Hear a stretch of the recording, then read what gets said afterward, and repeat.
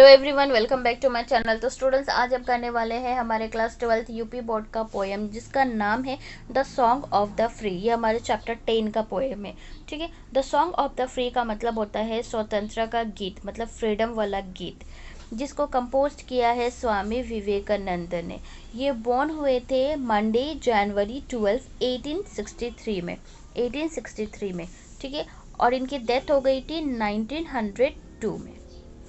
और ये बहुत ही नामी गामी फैमिली में बोर्न हुए थे। और कौन से प्लेस में? कोलकाता में। ठीक है। इनका पहले का नाम था नरेंद्र नाथ दत्त। तो ये तो हो गया इनके बारे में।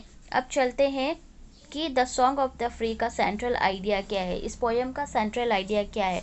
तो ये जो हमारे स्वामी विवेकानंद जी है ना, वो एवरी ह्यूमन बींग्स के लिए मतलब ये सब कह रहे हैं। ठीक है।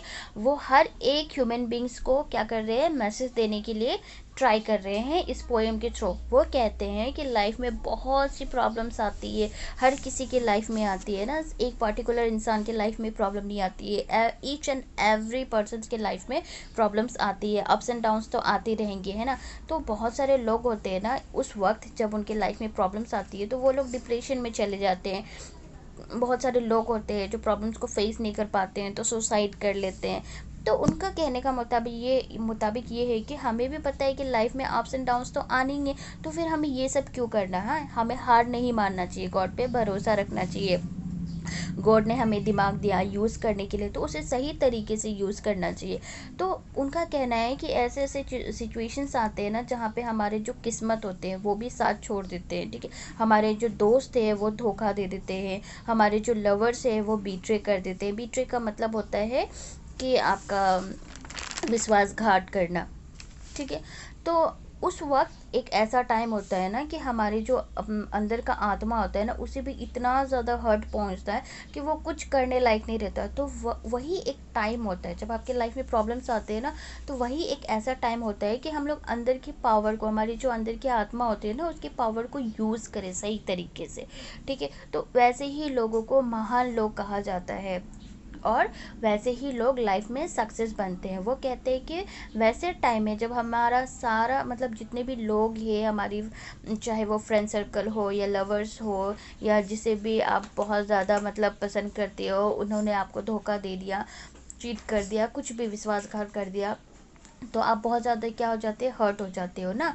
तो वो एक ऐसा टाइम होता है कि आप उस वक्त क्या कर सकते हो, कमज़ोर नहीं पड़ सकते हो। उस वक्त आप हिम्मत दिखाकर उस सारे प्रॉब्लम्स को फेस कर सकते हो, तभी आप क्या बनोगे, लाइफ में सक्सेसफुल मैन बनोगे। ठीक है। तो ये तो हो गया हमारा पोएम का सेंट्रल आइडिया। तो अब चलते हैं हम लोग पोएम के उधर। तो पहले मैं यहाँ से यहाँ तक आप लोगों को पढ़ के सुनाने वाली हूँ, उसके बाद एक एक वर्ड का मीनिंग बताऊंगी, फिर उसके बाद मैं आप लोगों को एक्सप्लेन करूंगी। ठीक है। तो चलिए। The wounded snake its hood unfurls, the flames stirred up don't blaze. The desert around resounds the call of heart-struck lion's rage. The clouds put forth its deluge strange, when lightning clips its breast. When the soul is stirred to its inmost depth, great ones unfold their best. चलिए word meaning में चलते हैं। Wounded, wounded का मतलब होता है घायल। Hood, hood का मतलब होता है सिर, मीन्स हेड। अनफोल्स, अनफोल्स का मतलब होता है फैलाना। स्टिड अप का मतलब होता है उत्तेजित करना। ब्लेज, ब्लेज का मतलब होता है चमकना। डेजर्ट, डेजर्ट का मतलब होता है रेगिस्तान। रिसाउंड्स, रिसाउंड्स का मतलब होता है इको। जैसे कि आप कभी पहाड़ी वाली जगह पे जाओ तो आप बहुत ज़ोरों से चिल्लाओगे ना, तो क्या होगा, हर तरफ आपकी ही आवाज़ क्या होगी, गूंज जाएंगी। उसे ही हम लोग इको कहते हैं। ठीक है। रेज, रेज का मतलब होता है गुस्सा, एंगर, क्राउड सॉरी गुस्सा, एंगर और क्रोध। डेल्यूज, डेल्यूज का मतलब होता है हैवी रेनफॉल, मतलब बहुत तेज़ी से बारिश। क्लिप्स, क्लिप्स का मतलब होता है चीर देना। स्टिड, स्टिड का मतलब होता है झकझोरना। ठीक है। अनफोल्ड, अनफोल्ड का मतलब होता है खोलना। चलिए अब जानते हैं। तो हमारे जो ये स्वामी विवेकानंद जी है वो कहते हैं इस लाइन में, कहते हैं कि जब एक सांप को घायल किया जाता है, मतलब जब एक सांप को नुकसान पहुंचाते हैं ना कोई लोग, और वो सांप क्या होता है, पूरी तरीके से घायल हो जाता है, तो सांप भी उस वक्त क्या करते हैं, अपने हेड को फैलाता है। ठीक है। जब आग, जब आग को छेड़ा जाता है तो वो बहुत, जब उसे बहुत तेज़ी से, मतलब जब आप उसे छेड़ोगे ना, आग को छेड़ने का मतलब क्या होता है? आग को छेड़ने का मतलब ये होता है कि आप उस चीज़ पे जाकर और ज़्यादा, मतलब ऑयल डाल दोगे या किसी तरीके से, मतलब और आग को फैलने वाली चीज़ करोगे, तो वो क्या होगा, छिड़ जाएंगे ना। तो बहुत ज़्यादा और तेज़ी से वो क्या हो जाते हैं, आग जो जल जाती है, ठीक है, और उस वक्त वो बहुत ज़्यादा भड़कती है। जब आप शेर को अगर मारते हो, ठीक है, अगर कोई शिकारी का तीर या गोली एक शेर को जाकर लग जाते हैं, तो वो इतनी ज़्यादा गुस्सा हो जाता है, उस वक्त इतना ज़्यादा गुस्सा हो जाता है कि पूरे रेगिस्तान, यहाँ पे जो कहा गया है आपका डिज़र्ट्स, डिज़र्ट्स का मतलब यही होता है कि रेगिस्तान, तो रेगिस्तान या जंगल आप कुछ भी कह सकते हो। तो कहने का मुताबिक ये है कि जब आप एक शेर को अगर हार्म पहुंचाते हो या उसे जब गोली मारते हो या कोई भी, ठीक है, तो उसकी जो साउंड्स होती है ना, वो जंगल में क्या होती है, इको होती है, ठीक है, इतनी ज़ोरों से वो चिल्लाता है ना कि पूरी हवाओं में क्या हो जाती है, गूंज उठती है। उसके बाद में जब आसमान में, ठीक है, जब आसमान में हमारे बहुत तेज़ी से बिजली चमकती है, ठीक है, इतनी बिजली चमकती है कि आसमान को चीर देते हैं, तब क्या होते हैं, बारिश होती है, बहुत ज़ोरों शोरों से क्या होती है, बारिश होती है, ठीक है। जब हमारे अंदर की जो आत्मा है, ठीक है, उसे कोई बहुत ज़्यादा चोट पहुंचाए, तो उस वक्त हमें कमज़ोर नहीं पड़ना चाहिए। उस वक्त हमें, जो महान लोग होते हैं ना, वो लोग अपने अंदर की आत्मा को क्या दिखाते हैं, दिखाते हैं कि बहुत ज़्यादा पावरफुल है, और वो लोग उसी वक्त अपना बेस्ट देते हैं। यहाँ पे ना ग्रेट वंस अनफोल्ड दियर बेस्ट, तो इसका यही मतलब हुआ है कि उस वक्त वो लोग क्या करते हैं, महान लोग अपना बेस्ट देते हैं, ठीक है। चलिए, let eyes grows dim and heart grown faint, and friendship fails and love betray. Let fate its 100 horrors send, and clouded darkness block the way. All natures were one angry frown, to cross you out still know my soul.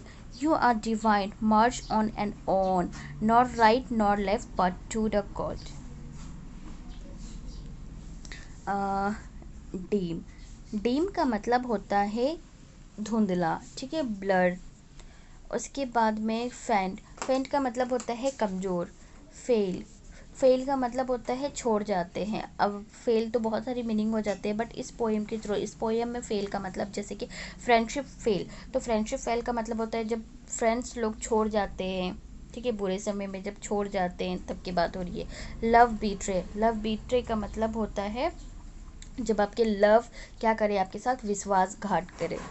उसके बाद है क्लोटेड, क्लोटेड का मतलब होता है darkness, मतलब पूर्ण अंधकार, पूरी तरफ से क्या हो जाता है, अंधेरा ही अंधेरा, उसे कहते हैं। उसके बाद में स्टिल नो, स्टिल नो का मतलब होता है हमेशा क्या रखना चाहिए, याद रखना चाहिए, ठीक है। चलिए अब जानते हैं यहाँ से लेके यहाँ तक। तो हमारे जो पोइट है वो कहते हैं कि जब हमारी आँखों की जो रोशनी है ना, चाहे हमारी आँखों की रोशनी धुंधले हो जाए, कम हो जाए, हो जाने दो, चाहे हमारी जो हर्ट है ना वो बहुत ज़्यादा कमज़ोर हो जाए, हो जाने दो। हमारे जो, जैसे हमारे जो क्लोज फ्रेंड्स होते हैं या जो भी, वो हमें छोड़कर चले जाए, चले जाने दो, ठीक है। हमारे जो लवर्स है वो हमें क्या करे, हमारे साथ विश्वासघात करे, तो भी कर लेने दो।